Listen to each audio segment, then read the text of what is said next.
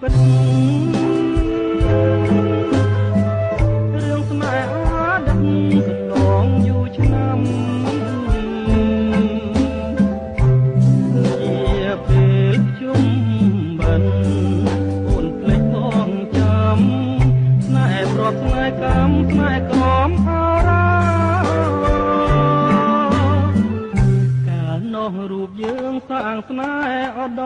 មលើកំពូលភ្នំមេជាមេបាខ្យល់បិណ្ឌចែកជើសូមធ្វើចៅមហាបាំងស្រីបាំងសាសូមខ្លួនជាភ្ញៀវអូនស្បត់អូនស្បាក់មុខអ្នកតាភ្នំថាស្មាំងរូបខ្ញុំលោកអស់ផងខាអីលើក្រឡាស់ប្រែចិត្តសាវ៉ាឲ្យបងខ្លោចសាចិន្តាត្រៀមក្រមត្រណោះរឿងរ៉ាវបងចាំទាំងអស់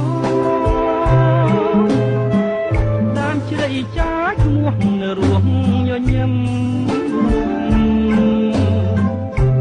តែស្នេហាភពប្រត់តែក៏ព្រម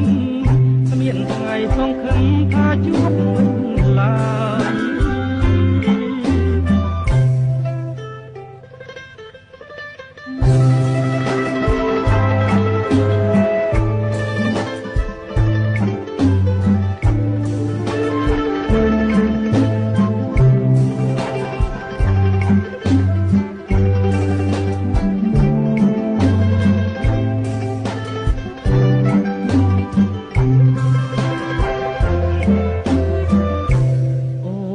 ស្បត់អូនស្បា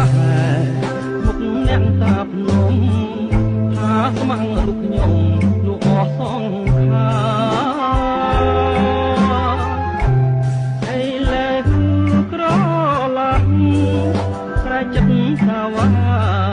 ឲ្យបងខ្លោចសាចិន្តាក្រៀមក្រម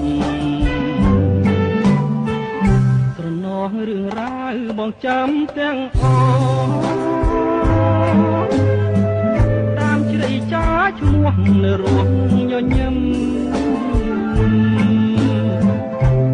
តែស្នេហាភពព្រមទាំងបព្រឹម